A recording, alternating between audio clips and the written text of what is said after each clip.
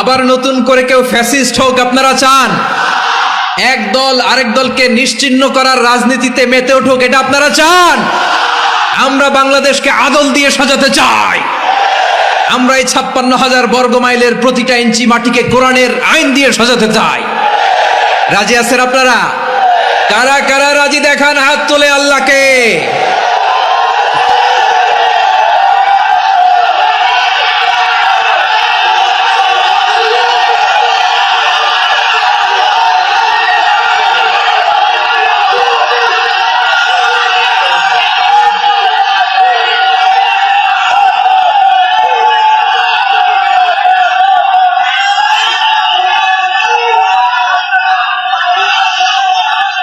বসুন আমার প্রিয় বীর চট্টলার তৌহিদি মুসলমান, আমরা আর নতুন করে কেউ জালিম হোক এটা চাই না। নতুন করে আবার কেউ ফ্যাসিস্ট হোক আমরা চাই না। এক দল আরেক দলকে নিশ্চিহ্ন করার রাজনীতি করুক আমরা চাই না। আমরা সুশাসনের বাংলাদেশ চাই। আমরা মানবিক বাংলাদেশ চাই। আমরা একটা সমৃদ্ধ বাংলাদেশ চাই। আমরা বিশ্বের বুকে সম্মান নিয়ে মাথা উঁচু করে দাঁড়াতে চাই, ঠিক কিনা বলেন? আল্লাহ বললেন, এটা যদি তোমরা চাও, একটা সমৃদ্ধ সমাজ যদি বিনির্মাণ করতে চাও, মানবিক সমাজ যদি বিনির্মাণ করতে চাও, আমি তোমাদেরকে সেজন্য প্রথমে আদালতের নির্দেশ দিলাম। ইন্নাল্লাহা ইয়া'মুরু বিল আদল, নিশ্চয় আল্লাহ তাআলা তোমাদেরকে ন্যায় বিচার সুশাসন এটার আদেশ দেন। সুবহানাল্লাহ। আদাল, ন্যায় বিচারের আদেশ আল্লাহ তাআলা কোরআনের বিভিন্ন আয়াতে দিয়েছেন। আল্লাহ তাআলা বলছেন, ইন্নাল্লাহা ইয়া'মুরুকুম আন তুআদ্দুল আমানাতি ইলা আহলিহা ওয়া ইযা হাকামতুম বাইনান নাসি আন তাহকুমু বিল আদল ইন্নাল্লাহা নি'ম্মা ইয়া'iযুকুম বিহি ইন্নাল্লাহা কানা সামিআন বাসীরা। আল্লাহ তাআলা বললেন, আল্লাহ আদেশ দিচ্ছেন, যে ব্যক্তি আমানতের হকদার তার হাতে তোমরা আমানত পৌঁছে দাও। আর যখন তোমরা বিচার কার্য করবে, বিচার ফয়সালা করবে, আদালতের সাথে করো। সুবহানাল্লাহ বলেন। ওয়া ইযা হাকামতুম বাইনান নাসি আন তাহকুমু বিল আদল, আদালতের সাথে করবা।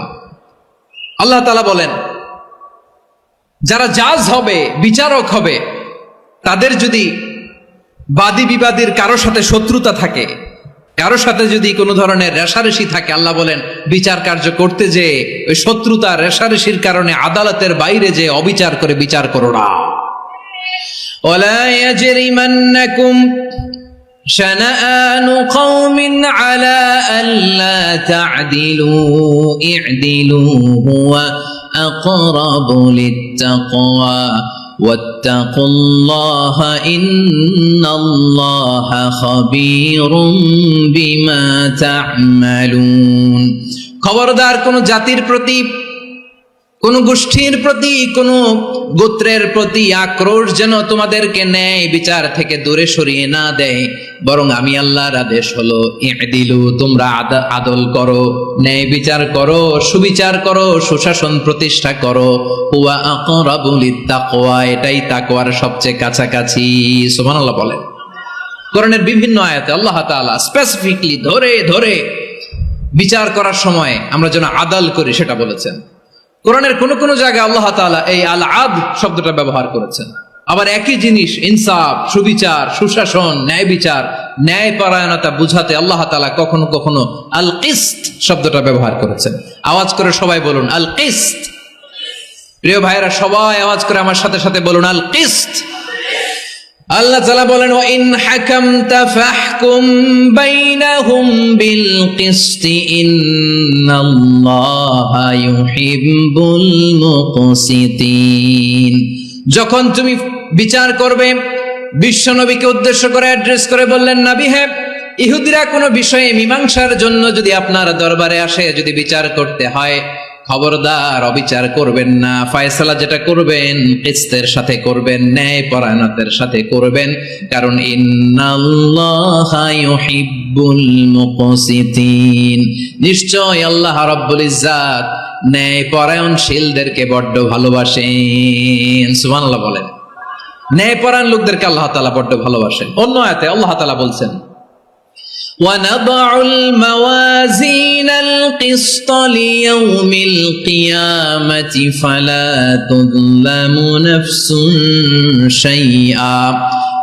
আমি কিয়ামতের দিন ন্যায় পরায়ণতার মানদণ্ড স্থাপন করব, যেটাকে আমরা মিজানের পাল্লা বলি। আল্লাহ বলেন ন্যায় বিচারের মানদণ্ড কিয়ামতের ময়দানে আমি আল্লাহ স্থাপন করব। সেদিন কারো প্রতি বিন্দু পরিমাণ, এক চুল পরিমাণ অবিচার করা হবে না, কোনো অবিচার করা হবে না। সেদিন সুশাসন হবে, সুবিচার হবে, ন্যায় পরায়ণতার সাথে বিচার হবে। আওয়াজ করে পড়েন আল্লাহু আকবার। তাহলে প্রিয় ভাইরা, যে তিনটি বিষয়ে আল্লাহ তাআলা আমাদেরকে আদেশ দিয়েছেন, তার প্রথমটা হচ্ছে আদালত, ইনসাফ, সুবিচার, ন্যায় বিচার। এটা আমরা চাই কি চাই না? বিশ্বনবী ন্যায় বিচার, ন্যায় পরায়ণতা, সুশাসন প্রতিষ্ঠিত করেন কি করেন নাই? আপনারা বিশ্বনবীর সিরাত যারা পড়েছেন, আপনি দেখবেন বিশ্বনবীর সিরাতের পরতে পরতে, বাঁকে বাঁকে, সিরাতের বাঁকে বাঁকে এই আদালতের নমুনা মেলে। সুবহানাল্লাহ বলেন। ছোট্ট একটা নমুনা রাসূল সাল্লাল্লাহু আলাইহি ওয়াসাল্লামের আসিরা আল আতেরা থেকে ছোট্ট একটা নমুনা আপনাদের খেদমতে এখানে উপস্থাপন করি। বিশ্বনবী সাল্লাল্লাহু আলাইহি ওয়াসাল্লাম মক্কা বিজয় করলেন ৮ম হিজরিতে। মক্কা বিজয় শেষে তিনি কয়েক সপ্তাহ মক্কাতে অবস্থান করলেন। ইন দ্য মিন টাইম মক্কার একটা ভেরি প্রেস্টিজিয়াস এন্ড ডিগনিফাইড ফ্যামিলির নারী চুরিতে ধরা পড়ল।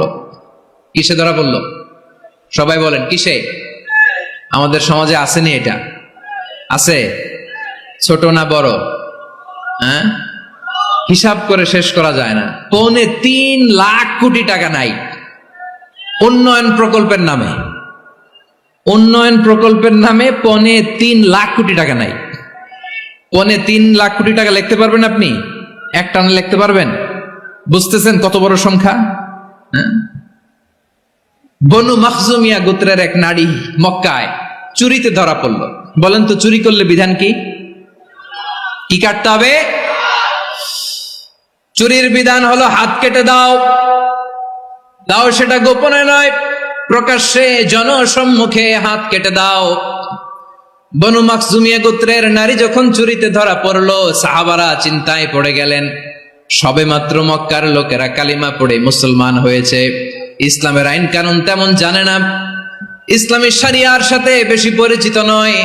এখন যদি বিশ্বনবী চুরির যেই বিধান এটা যদি কায়েম করে হাত যদি কেটে দেয়, না জানি মক্কার লোকেরা আবার বিগড়ে যায়, না জানি মক্কার লোকেরা আবার মুরতাদ হয়ে যায়, না জানি মক্কার লোকেরা ইসলাম থেকে দূরে সরে যায়।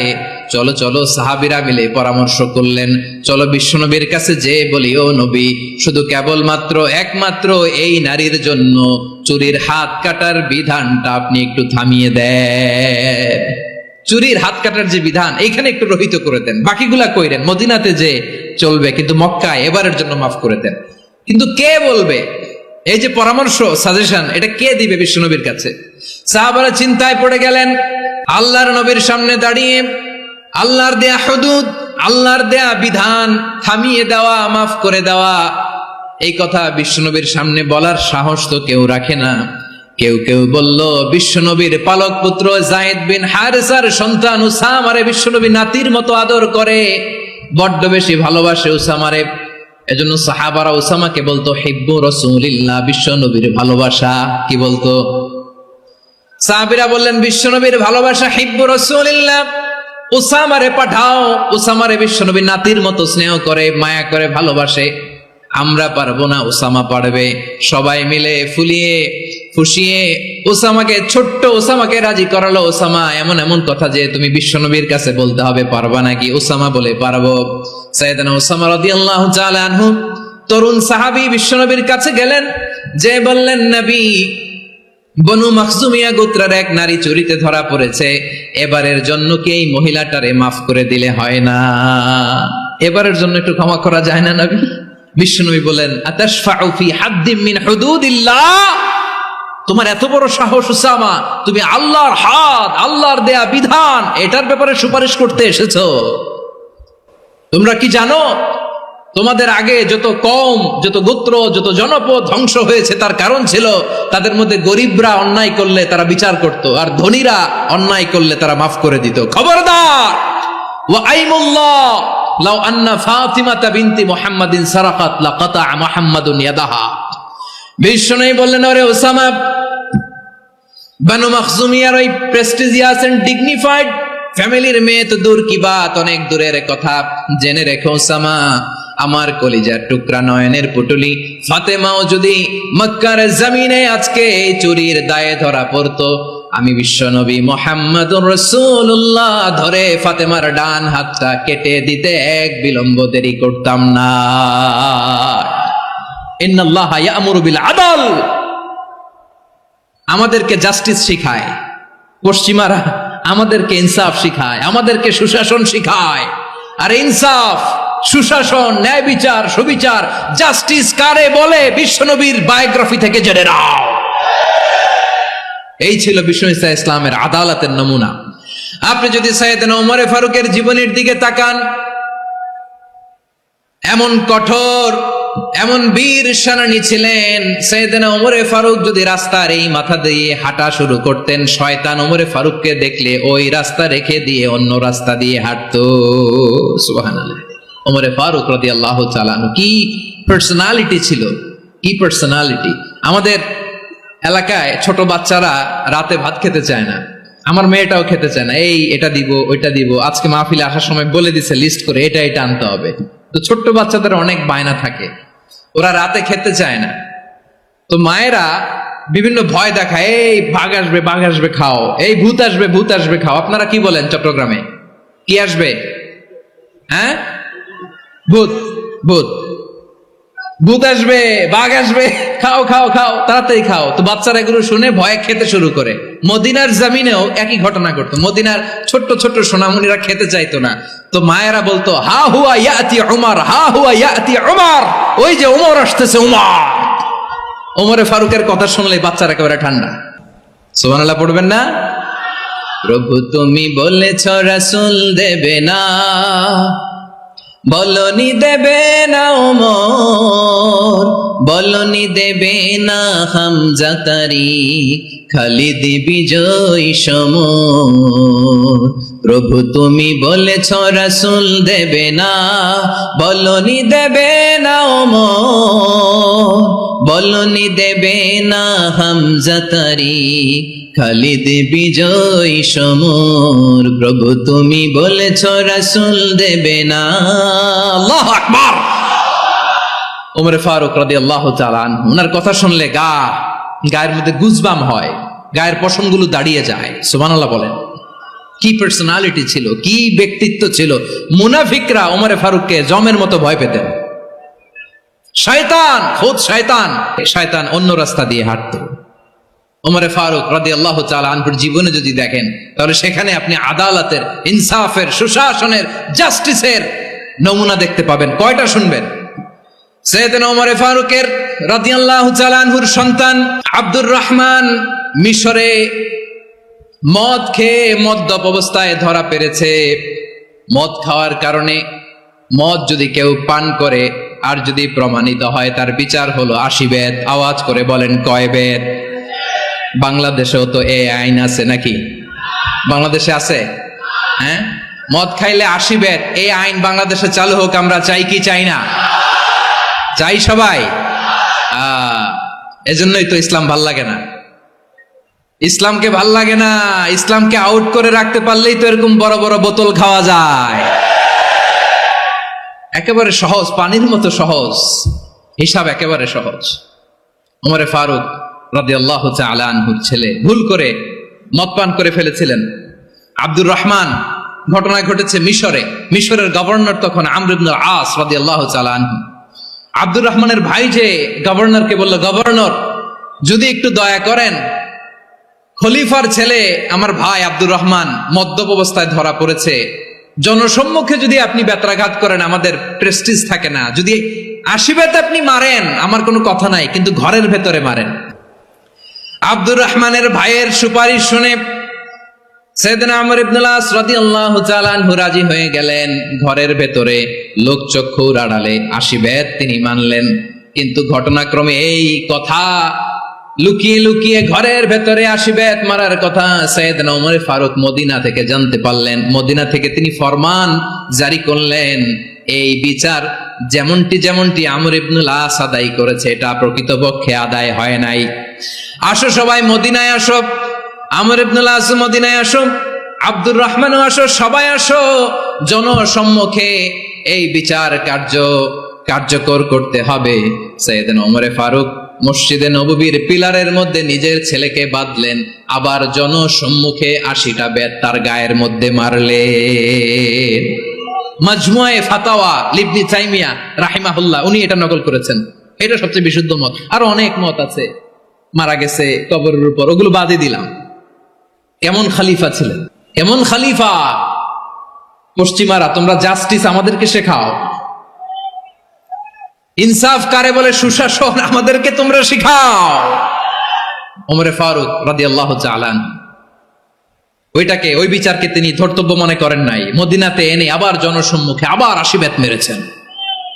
মিশরে ওমর ফারুক রাদিয়াল্লাহু তাআলা আনহু আমর ইবনুল আসকে গভর্নর করে পাঠালেন।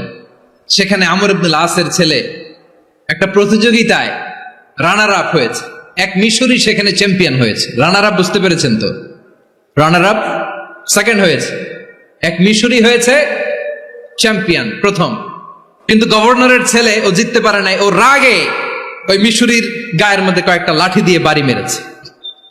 মিশরি যে মদিনাতে ওমর ফারুকের কাছে বিচার দিলেন, আপনার গভর্নরের ছেলে অন্যায় ভাবে আমার গায়ে হাত তুলেছে। সাইয়েদনা ওমর ফারুক আবার ফরমান জারি করলেন, আসো মদিনাতে আসো। মিশরীকে ডাকলেন।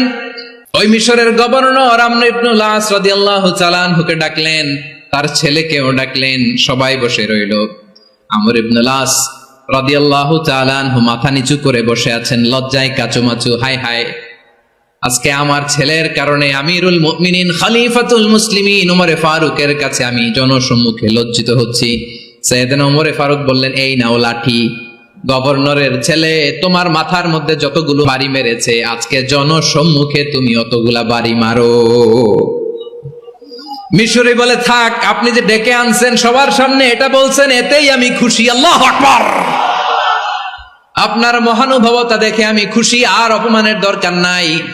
ওমরে ফারুক বলে, না, খবরদার, এই কথা মিশরি তুমি বলো না, মারো, যতগুলা বাড়ি মেরেছে মারো।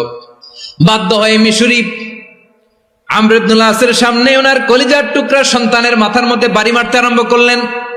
ঠিক যতগুলা বাড়ি গভর্নরের ছেলে আমর ইবনুল আসের ছেলে মিশরীর গায়ে মেরেছিল, মাথায় মেরেছিল, মিশরি গুনে গুনে ততটা মারলেন। এই দৃশ্য দেখে ওমরে ফারুক রেগে মেগে আগুন, রাগের চোটে রাগ সামলাতে না পেরে আর নিজেকে সামলাতে না পেরে মিশরীরে বললেন, ছেলেরে মারা শেষ হয়ে গেলে এবার বাবার টাক মাথার মধ্যে কয়েকটা বাড়ি মার। রাগের চোটে, আউট অফ অ্যাঙ্গার, রাগের চোটে যে আমার পাঠানো গভর্নর আমর ইবনুল আস তার ছেলেকে কেন আদব তারবিয়া কেন শিক্ষা দিতে পারে না। ছেলেরে মারা হইলে এবার আমর ইবনুল আসের মাথার মধ্যে দুইটা মারো। এটা রাগে বলেছেন, এটা শাস্তি হিসেবে না। সুবহানাল্লাহ পড়ে। তোমরা আমাদেরকে সুশাসন শিখাও, আমাদেরকে সুশাসন শিখাও। বিশ্বনবী বলেন, আদল এটা যেন তেন বিষয় না, এটা দিয়েই মানবিক সমাজ গড়তে হবে। আল্লাহ তাআলা কিয়ামতের কঠিন ময়দানে যেদিন স্বামী স্ত্রীকে চিনবে না, স্ত্রী স্বামীকে দেখে পালিয়ে যাবে, বন্ধু বন্ধুরে চিনবে না, পীর সাহেব মুরিদরে চিনবে না, মুরিদ পীর সাহেবরে চিনবে না, দলের কর্মী তার নেতারে চিনবে না, নেতা তার কর্মীরে চিনবে না, বন্ধু বন্ধুরে দেখে পালাবে। এই কঠিন মুহূর্তে সূর্যটা মাথার কাছে চলে আসবে, জমিনটা তামার জমিন হবে, আজকের জমিনের মতো নয়। মানুষ ঘর্মাক্ত, ক্লান্ত, শ্রান্ত মাথার মগজগুলো কানের ছিদ্র আর নাকের ছিদ্র দিয়ে বেয়ে বেয়ে পড়বে। বিশ্বনবী ফরমান, কিয়ামতের ওই কঠিন ময়দানে 7 শ্রেণীর ব্যক্তিকে রব্বুল আলামিন তার আরশের নিচে ছায়া দিবেন। তার মধ্যে প্রথম শ্রেণীর ব্যক্তি হলো ইমামুন আদিল। ইমামুন আদিল, ন্যায়পরায়ণ শাসক। যে ইনসাফের সাথে বিচার করে, যে জাস্টিস সমাজে সার্ভ করে, যে সুশাসন নিশ্চিত করে, ওই ইমামুন আদেল। আদেল শব্দটা বুঝছেন না? ইন্নাল্লাহা ইয়া'মুরু বিল আদল। পাইছেন? আদেল। 7 শ্রেণীর ব্যক্তিকে আল্লাহ তাআলা সুশীতল আরশের নিচে ছায়া দিবেন, যেদিন তার দেয়া ছায়া ছাড়া কোনো ছায়া থাকবে না। এর প্রথম হচ্ছে ইমামুন আদেল, ন্যায়পরায়ণ শাসক। চিল্লায় বলেন সুবহানাল্লাহ। আবার বিশ্বনবী বললেন, ইন্নাল মুকসিতিনা ইনদাল্লাহি আলা মানাবিরা মিন নূর আন ইয়ামিনির রহমান। কিয়ামতের দিন যারা ন্যায়পরায়ণ হিসেবে আল্লাহর সামনে দাঁড়াবে, কিয়ামতের দিন রব্বুল আলামিন তার আরশের ডান দিকে ওই ন্যায়পরায়ণ লোকদের জন্য আরশের ডান দিকে একটা নূরের মিম্বারে তাদেরকে বসার সুযোগ করে দিবে। আল্লাহর আরশের ডান দিকে ন্যায়পরায়ণ লোকদের জন্য আল্লাহ তাআলা নূরের মিম্বার বানাবে। 4টে কেন কথা মনে করেছেন? আল আদাল, জাস্টিস। ইন্নাল্লাহা ইয়া'মুরু বিল আদল। আল্লাহ তাআলা এই আদালতের নির্দেশনা দেয়, সুবিচার, সুশাসন। প্রিয় ভাইয়েরা, এটা আমরা বাংলাদেশে চাই কি চাই না? এই যে অরাজকতা, এই যে অন্যায়, এই যে জুলুম, এই যে ইনকনসিস্টেন্সি, সমাজের অসঙ্গতি, এর প্রধান কারণ জাস্টিস নাই, সুবিচার নাই, সুশাসন নাই। শেষবারের মতো আওয়াজ করে বলেন তো, আমরা বাংলাদেশে আদল চাই কি চাই না? তাহলে প্রথম নির্দেশনা শেষ। আল্লাহ তাআলা তোমাদেরকে আদলের আদেশ দেন। এরপরে আল্লাহ বললেন, আমি তোমাদেরকে ইহসানের আদেশ দেই। ইন্নাল্লাহা ইয়া'মুরু বিল আদলি ওয়াল ইহসান। আমি তোমাদেরকে যেমনি আদলের নির্দেশনা দেই, তেমনি ভাবে তোমাদেরকে ইহসানের নির্দেশনা দেই। ইহসান, আওয়াজ করে সবাই বলেন তো ইহসান। সবাই বলেননি? সবাই বললে এতটুকু আওয়াজ হবে আমি বিশ্বাস করি না। আওয়াজ করে বলুন আল ইহসান। ইহসান মানে কারো প্রতি সফট হার্টেড হওয়া, মহানুভব হওয়া, অনুগ্রহ পরায়ণ হওয়া, অনুগ্রহশীল হওয়া, একে অপরের প্রতি দয়াদ্র হওয়া। একে অপরের প্রতি দয়াদ্র, অনুগ্রহশীল হওয়া ছাড়া মানবিক সমাজ কশিনকালেও গঠন করা সম্ভব না। প্রিয় ভাইয়েরা, সুন্দর আচরণ দিয়ে, ইহসান দিয়ে যা জয় করা যায়, নরম আচরণ দিয়ে যেটা অর্জন করা যায়, কঠোরতা দিয়ে সেটা পারা যায় না। বিষ্ণু ঈসা ইসলাম ইহসান দিয়ে, কোমল আচরণ দিয়ে, তার অনুগ্রহ দিয়ে তিনি অনেক কাফিরের হৃদয়কে জয় করে ফেলেছেন। সাইয়েদনা সুমামা ইবনে উসাল রাদিয়াল্লাহু তাআলা আনহুর কথা মনে পড়ে যায়। তিনি ছিলেন ইয়ামামার বাদশা। মদিনাতে বিশ্বনবীকে হত্যা করার নিয়তে এসেছিলেন। গোপনে গোপনে বিশ্বনবীকে হত্যা করে আবার ইয়ামামাতে তিনি ফিরে যাবেন। কিন্তু কি অবাক করা কাণ্ড, হত্যা করতে পারে নাই, সাহাবাদের হাতে তিনি ধরা পড়ে গেলেন। সাইয়েদনা সুমামা ইবনে উসাল রাদিয়াল্লাহু তাআলা আনহু হত্যার নিয়তে আসলেন, কিন্তু হত্যা করতে পারলেন না। সাহাবারা ওনাকে ধরে ফেললেন, ধরে মসজিদে নববীর পিলারের মধ্যে বেঁধে রাখলেন। সুমামা ইবনে উসাল, সিরাত থেকে শুনি, সিরাত থেকে শোনাচ্ছি রাদিয়াল্লাহু তাআলা আনহু। ইয়ামামার অধিপতি ছিলেন। ইয়ামামা বিশ্বনবীকে হত্যার জন্য আসছেন, ধরা পড়ে গেছেন, এখন মসজিদে নববীতে বেঁধে রাখছে। তার মানে বন্দী। এখন স্ট্যাটাস কি? বন্দী, ক্যাপটিভ। বিষ্ণু ঈসা ইসলাম সাহাবাদেরকে বললেন, তার খোঁজ খবর নিও, সুমামা ইবনে উসালের খোঁজ খবর নিও। সাহাবারা বলেন, ইয়া রাসূলুল্লাহ, আপনাকে হত্যা করতে এসেছে, তার তো কঠিন ক্যাপিটাল পানিশমেন্ট হওয়া দরকার, কঠিন শাস্তি হওয়া দরকার। বিশ্বনবী বললেন, না, আমি যেটা জানি তোমরা সেটা জানো না, তোমরা সুমামার সাথে ভালো আচরণ করো। বিশ্বনবী সুমামার কাছে গেলেন। প্রথম দিন যে তিনি কালেমার দাওয়াত দিলেন, ইমানের দাওয়াত দিলেন, ইসলামের দাওয়াত দিলেন, রিসালাতের দাওয়াত দিলেন, আখিরাতের দাওয়াত দিলেন। পরের দিন যে বিশ্বনবী সালাতের দাওয়াত দিলেন, যাকাতের দাওয়াত দিলেন, ইসলাম কি, কিভাবে, কেমন করে পালন করতে হয় চমৎকার আর্টিকুলেট করতে শুরু করলেন। তন্ময় হয়ে সুমামা ইবনে উসাল রাদিয়াল্লাহু তাআলা আনহু বিশ্বনবীর কথাগুলো শুনতে আরম্ভ করলো। একদিন নয়, 2 দিন নয়, টানা 3 দিন বিশ্বনবী সুমামার কাছে ইসলামকে প্রেজেন্ট করেছেন, উপস্থাপন করেছেন। আওয়াজ করে বলেন, কয় দিন? 3 দিন। 3 দিন মসজিদে নববীতে বাঁধা। আর সাহাবীদেরকে বললেন, তার খোঁজ খবর নিও, তোমরা যে রুটি বানাও এর মধ্যে সবচেয়ে ভালো আটার রুটিটা তারে দিও, সবচেয়ে রিফাইন্ড খেজুর, যেটা পিওর খেজুর, এটা তারে দিও। আর বিশ্বনবী নিজের উট থেকে দুধ দহন করে ওনার বাড়ির এক কর্মচারীকে বলেছেন দুধ দহন করে সুমামার জন্য নিয়ে যেও। সুবহানাল্লাহ পড়বেন না? সবাই তো অবাক, ইয়ামামা থেকে আসছে নবীকে হত্যা করতে, বিশ্বনবী দেখে তারে জামাই আদর করে, তাকে মজার মজার খাবার দিও, দুধ দিও, আদর আপ্যায়ন করো। একদিন নয়, 2 দিন নয়, টানা 3 দিন বিশ্বনবী এভাবে সুমামার কাছে যেয়ে ইসলামকে প্রেজেন্ট করতে আরম্ভ করলেন, ইসলামকে উপস্থাপন করতে শুরু করলেন, আর তাকে চমৎকার এন্টারটেইনমেন্ট আপ্যায়ন দিতে আরম্ভ করলেন। টানা 3 দিন যখন ইসলামের দ্য বিউটিজ অফ ইসলাম, ইসলামের সুমহান বাণী সৌন্দর্য তার কাছে উপস্থাপন শেষ, বিশ্বনবী বললেন সাহাবাদেরকে, যাও এবার সুমামার হাতের পায়ের রশি দুটো খুলে দাও। সাহাবারা বললেন, ইয়া রাসূলুল্লাহ কি বলেন আপনি? ও তো হত্যাকারী, সুযোগ পায় নাই, আপনারে মারতে পারে নাই, ছেড়ে দিলে আবারও আপনার উপর তলোয়ার নিয়ে ঝাঁপিয়ে পড়বে। নবী এই সিদ্ধান্ত আপনি নিতে যাবেন না। বিশ্বনবী বললেন, যেটা বলেছি সেটা করো, সুমামার রশিগুলো ছেড়ে দাও, সুমামার হাতে পায়ের রশিগুলো যে তোমরা খুলে দাও। সাহাবারা তর্ক জুড়ে দিলেন, লা ইয়া রাসূলুল্লাহ এমনটা করবেন না, তো ভয়ঙ্কর ভয়ঙ্কর খুনি, কি জানি কি হয়ে যায়। বিশ্বনবী বললেন, না, তার হাতে পায়ের রশিগুলো খুলে দাও। সাহাবারা বিশ্বনবীর কথা মতো তার হাতে পায়ের রশিগুলো খুলে দিল। সুমামা মুহূর্তের মধ্যে মসজিদে নববী থেকে বের হয়ে ইয়ামামায় ফিরে না যে মসজিদে নববীর পাশে একটা খেজুর বাগান ছিল, সেখানে চলে গেলেন। সেখানে একটা ছোট্ট কুয়া ছিল, কুয়ার পানি দিয়ে তিনি গোসল করলেন। সুবহানাল্লাহ পড়েন।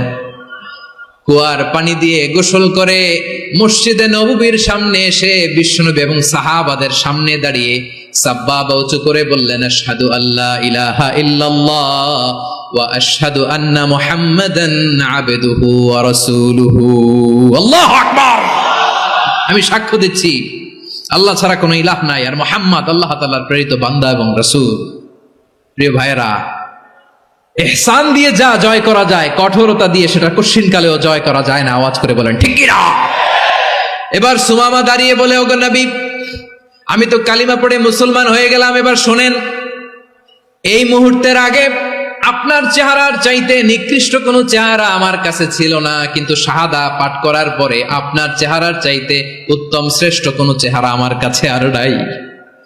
ও নবী, আজকের দিনের আগে ইসলাম ধর্মের চেয়ে নিকৃষ্ট অপছন্দনীয় কোনো ধর্ম আমার কাছে ছিল না, কিন্তু এই মুহূর্ত থেকে ইসলামের চেয়ে সেরা শ্রেষ্ঠ পছন্দনীয় কোনো ধর্ম আমার কাছে নাই। নবী গো, আজকের দিনের আগে মদিনার চাইতে অপছন্দনীয় নিকৃষ্ট কোনো শহর আমার কাছে ছিল না, কিন্তু এই মুহূর্তের পর থেকে মদিনার চাইতে কোনো শ্রেষ্ঠ শহর আমার জানা নাই। সে ছিল গমের বড় ডিলার, গম বেচতো। কি বেচতো? তার গম কিনে মক্কার লোকেরা রুটি খাইতো। সে ঘোষণা দিল, আজকে থেকে মক্কাবাসীদের জন্য সব গম আমি হারাম করে দিলাম, মক্কাবাসী এখন না খেয়ে মরে। সুবহানাল্লাহ পড়বেন না? মক্কাবাসী বিশ্বনবীর কাছে আসলেন, এসে বললেন, মুহাম্মদ, আমরা তো তোমার ভাই, তোমার চাচা, তোমার ভাতিজা, তোমার আত্মীয়, তুমি সুমামারে বলো সে যেন আবার গমের সাপ্লাই মক্কার জন্য অনুমতি দিয়ে দেয়। বিশ্বনবীর অনুমতি ক্রমে সুমামা আবার মক্কাতে গম পাঠাতে শুরু করলো। পড়েন সুবহানাল্লাহ। ইহসান, ইহসান দিয়ে আপনি যেটা জয় করতে পারবেন, you can win the heart of your enemies. ইহসান দিয়ে আপনি আপনার শত্রুর হৃদয়কে জয় করতে পারবেন। আওয়াজ করে বলেন ঠিক কি না? এজন্য আল্লাহ বললেন, ওয়া আনফিকু ফি সাবিলিল্লাহি ওয়া লা তুলকু বিআইদিকুম ইলাত তাহলুকা ওয়া আহসিনু ইন্নাল্লাহা ইউহিব্বুল মুহসিনিন। তোমরা আল্লাহর রাস্তায় দান করবে আর নিজেরা নিজেদেরকে ধ্বংসের হাতে ঠেলে দিও না। তোমরা একে অপরের প্রতি ইহসান করবে, কারণ ইহসানকারীদেরকে আল্লাহ বড্ড ভালোবাসেন। সুবহানাল্লাহ পড়েন। আবার সূরা রহমানে আল্লাহ বললেন, হাল জাযাউল ইহসানি ইল্লাল ইহসান ফাবিআইয়ি আলা, সবাই পড়েন, ফাবিআইয়ি আলাই রাব্বিকুমা তুকাযযিবান। ইহসানের প্রতিদান হিসেবে ইহসানি হয়। বিশ্বনবী সুমামার প্রতি যেমন ইহসান করেছেন, সুমামাও ঠিক তেমন ইহসান ফিরিয়ে দিয়েছে। ঠিক কিনা বলেন? তাহলে 1 নম্বরে হচ্ছে আদ, ন্যায় বিচার। 2 নম্বরে সবাই বলেন ইহসান, সদাচরণ। ইহসান দুই ধরনের প্রিয় ভাইরা, ইহসান ফিল ইবাদা, ইহসান